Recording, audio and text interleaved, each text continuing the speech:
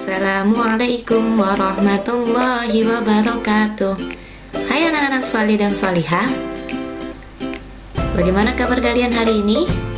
Semoga kalian selalu dalam keadaan sehat walafiat ya. Alhamdulillah bertemu lagi dengan Bu Farha dalam pelajaran IPA. Masih di tematik tema 4. Kita akan melanjutkan materi kita pada hari ini. Sebelum kita memulai, mari sama-sama kita membaca doa terlebih dahulu. Kita mulai dengan membaca basmalah. Bismillahirrahmanirrahim. Rabbi zidni ilman warzuqni fahman. Rabbi shrahli sadri wa yassirli amri wahlul 'uqdatam min lisani yafqahu qawli. Amin ya rabbal alamin. Materi pada IPA tema 4 dengan KD 3.4. Tujuan pembelajaran yang akan kalian capai pada materi hari ini yaitu siswa akan mengetahui berbagai gangguan pada sistem peredaran darah. Sudah siap?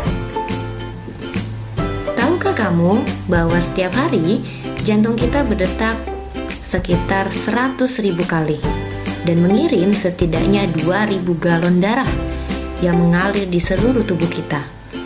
Meskipun jantung kita tidak lebih besar dari kepalan tangan, jantung memiliki peranan yang besar untuk tetap membuat darah mengalir sepanjang 60.000 mil dalam pembuluh darah yang mengedarkan nutrisi dan oksigen untuk organ dan jaringan. Bila darah mengalir dengan lancar, maka seluruh tubuh akan mendapat zat gizi serta oksigen dengan cukup. Gangguan kesehatan pun tidak akan kita alami. Berikut ini kita akan mengetahui beberapa gangguan kesehatan yang dialami pada peredaran darah kita. Dan berikut ini beberapa gangguan kesehatan yang bisa mengganggu sistem peredaran darah pada manusia. Disimak ya. Gangguan yang pertama adalah anemia. Apa itu anemia? Anemia adalah penyakit karena kekurangan sel darah merah karena kurang mengkonsumsi makanan yang mengandung zat besi. Ciri-ciri penderitanya adalah mudah lelah, lemah, dan sering merasa pusing. Penderita anemia harus banyak makan makanan yang banyak mengandung zat besi serta vitamin C, karena vitamin C sangat berguna agar zat besi mudah diserap oleh sel-sel darah merah. Anak-anak, untuk mengukur tekanan darah, kita bisa menggunakan alat tensimeter. Kemudian, untuk mendengarkan denyut jantungnya, kita bisa menggunakan stetoskop. Berikut ini adalah penyakit yang berkaitan dengan tekanan darah. Yang pertama adalah hipotensi. Gangguan hipotensi ini disebabkan terjadinya penurunan tekanan darah. Darah rendah atau hipotensi adalah kondisi ketika tekanan darah berada di bawah 90/60.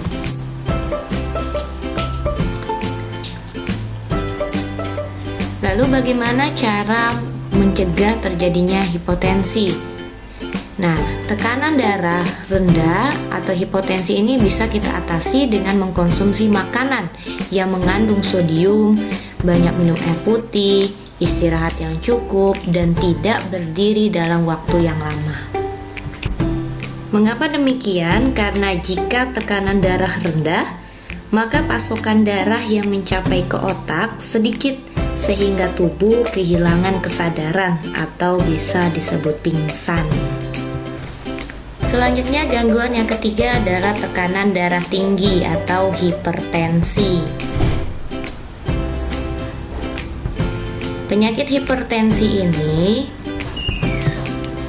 ada yang tahu apa itu penyakit hipertensi?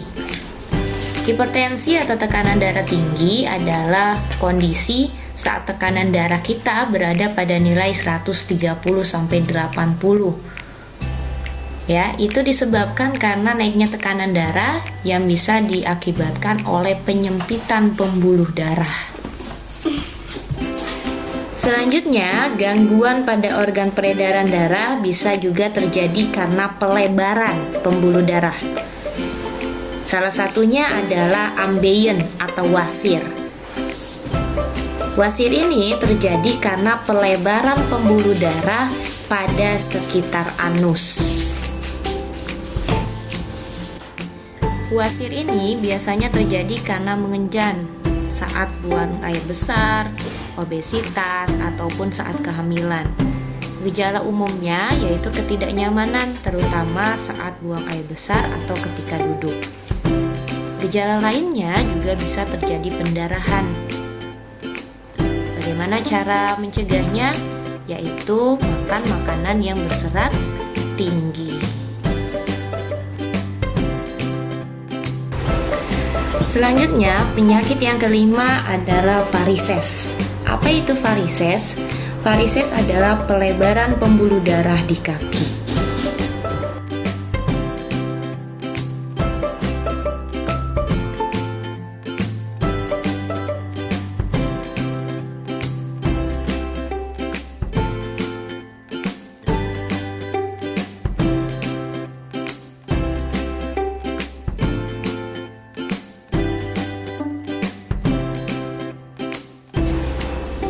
Lalu penyakit yang keenam adalah serangan jantung.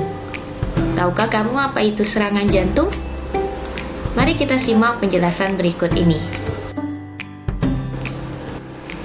Lapisan lemak yang tertimbun di dalam pembuluh nadi akan menyebabkan dinding pembuluh nadi menyempit, sehingga penyumbatan aliran darah. Penyumbatan terhadap pembuluh nadi jantung inilah yang bisa mengakibatkan serangan jantung. Nah, karena gumpalan darah ini menghalangi aliran darah ke jantung, maka terjadilah serangan jantung.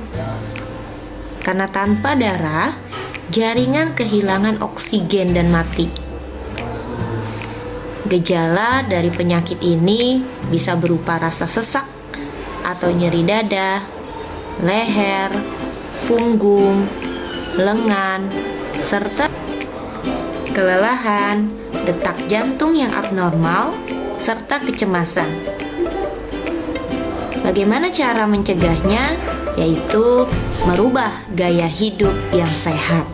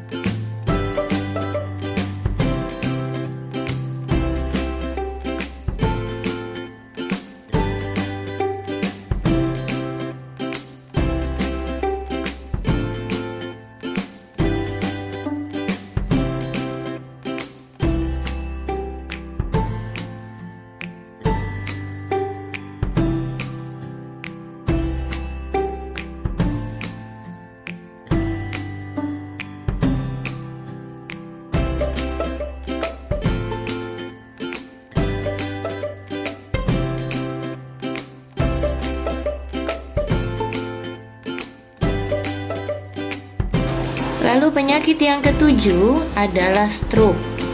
Tahukah kamu penyakit apakah stroke ini?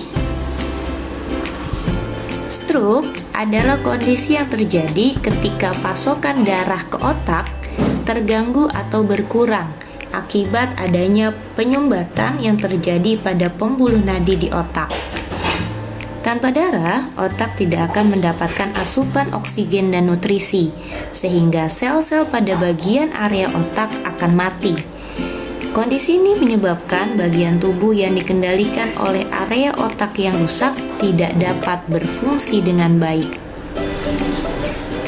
Stroke adalah kondisi gawat darurat yang perlu ditangani secepatnya karena sel otak dapat mati hanya dalam hitungan menit.